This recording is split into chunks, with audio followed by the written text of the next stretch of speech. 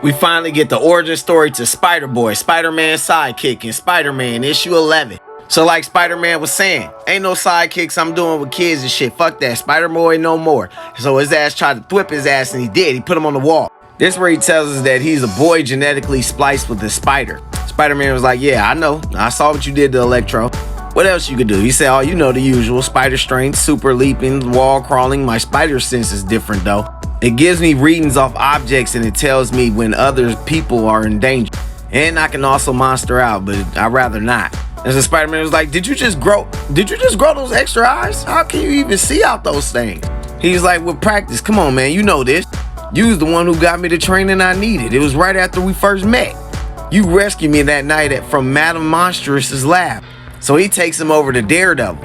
And Daredevil trains him into basically learning how to see through his two eyes, because he was able to see everything at once. He thought Daredevil was like 8 different people. So altogether, he got 8 eyes. He covered 2 of them so that he can focus on this training, which he has been focusing on. He has 360 vision just like fucking Daredevil. So through the weeks, they was training together. Until you see at the bottom, he was able to finally close his other eyes and just use the normal ones. Then they went from the classroom to field trips, as you see him up here fighting a hand and they up here beating him up. This where he says, you know, I'm actually ready for actual superhero stuff. He said, yeah, maybe with a little supervision, Spider-Man says. He said, that'll do for me, deal. He said, whoa, I mean, you don't get me wrong, I'm honored, but why me? Why don't you choose old Hornhead over there? He said, well, spiders got to stick together, right? And besides, you may not have trained me, but you did something better. More than anybody else, you looked out for me. Thank you. And that's where Daredevil leaves and said, I'll check up on you. Don't even trip. You got secrets and stuff that you know you got to keep, and I can sense if you lying or not. So don't trip, Spider-Boy. I'll check on you. And go back, Spider-Man was like, so that's when you started tagging along with me with all my adventures? He's like, nah, some of them in the early days, you made me promise to sit out whenever you were going up against the big guys like Carnage or Dr. Doom. He's like, okay, but if you're on Team Spidey, we're your web shooter. He said, you don't let me have him. We tried him once and it was an incident. He said, nah, I gotta hear this shit. He was like, nah, it's too embarrassing. Please, I'm begging you, don't let me go through that again. He's like, fair enough. What's up with the sneakers though? He said, what about them? How can you web crawl with those soles that thick?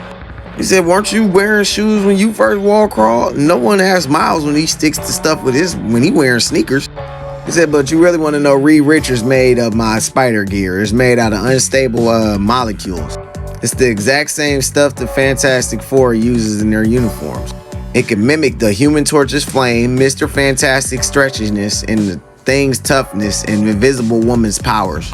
So that means whenever I'm wearing them, my shoes just become just as sticky as my feet. Spider-Man is like, you put it that way, that makes sense, but I still don't buy that you will be a sidekick with me. He said, it's the child endangerment thing, ain't it? He said, yeah. Can't believe we're still talking about this. He said, because we already worked this out years ago. It was right after my first big win. I took out a major bad guy all by myself. It was live, televised, and everybody saw it. After that, people couldn't get enough of me. And the villain name was Killinaire. Spider-Man called up Spider-Boy to tell him to get out the street because Killinaire put a hit on him, right? And that's when you seen this big-ass truck come. While Spider-Boy is telling us that he got 360 vision, his ass got taken up by this goddamn truck. And then you see him wake up in this ball.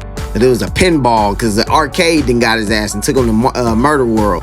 That's what Spider-Man came to save his ass. Told him like, this is out of your league. We got to get you the hell up out of here. Stop laughing and shit. You think this shit funny. He was like, come on, man. Enjoy the ride and shit. They was up there doing that, right? He's like, no, Kilgore fucking hired this motherfucker to get on you. He said, how did you find me? A spider tracer. I put it on you. He said, what? I ain't no damn dog. He said, no, but you the kid I'm responsible for. And that's when these damn robot things came out the wall and they got to fighting them and shit. Then he got to telling us that this is the closest thing that he ever been to an amusement park. Then the lights went out and fucking arcade told us that Kilgore check bounce and shit. And he refused to work for anybody for free, so he let their ass go. They leave and get through the little tunnels and they fall into the water.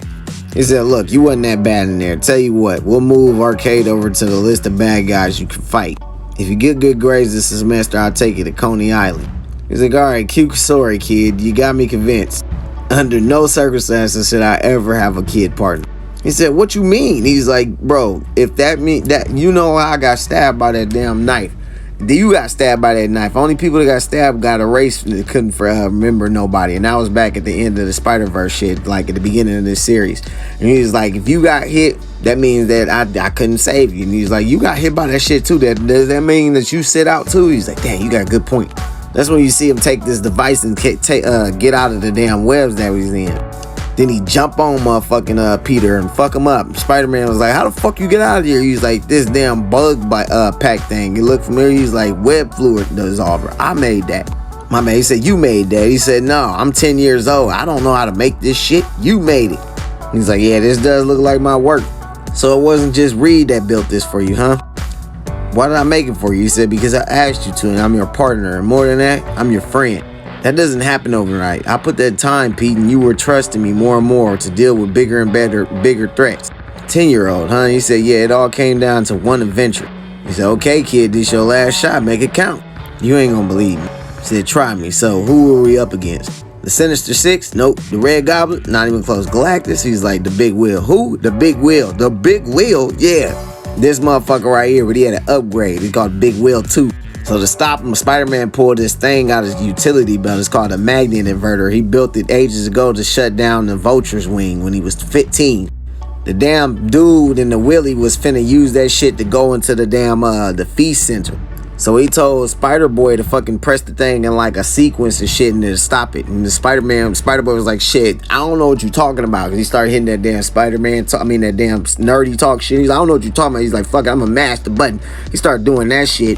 And it made the wheel fucking go fast as hell. And that shit was going to hit Aunt May, right? That's when Spider-Boy said, hurry up. Got her ass. Motherfucker went through the damn building. And Aunt May told him that was the greatest superhero she ever had. And she mistaked fucking Spider-Boy to be Spider-Man's son.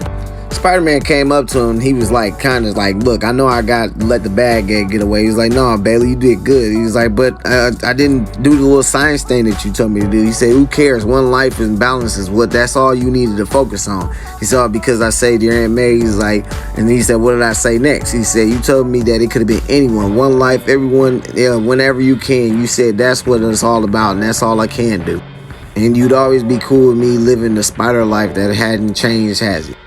He was like, look, that hasn't changed, but maybe I have. When I got stabbed by that magic knife or my spider life had erased, I got to live a normal life instead. I had Uncle Ben back. Everything felt right. I have to be Spider-Man. I have to do this, but maybe you don't. We could find a cure. That's all I want for you, Bailey. I don't need a sidekick, and you don't need. And that's when Bailey touched the clothes. He's like, danger, getting a reading. The old man who usually wears this shirt, he's in trouble. Gutterball is out of control. Then he tells us this is how most of my adventures start, and I have to see him through because if I don't, someone could get hurt, and then I'll never forgive myself. Will you help me? He said, I get it, and you're right. Spider-Man doesn't need a sidekick, but this sidekick needs this Spider-Man. He said, okay, kid, you win. Go, so Gutterball, the bowling alley bandit. He's one of mine. So you do have your own rogue gallery. He said, tons, trust me, pal. You got a lot to learn. And this shit gonna be continued in Spider-Boy issue 1, which will be coming out in November. We also getting a Superior Spider-Man that's coming out in November. And before all that, Superior Spider-Man gonna return and we getting a new villain, a setup for a new villain.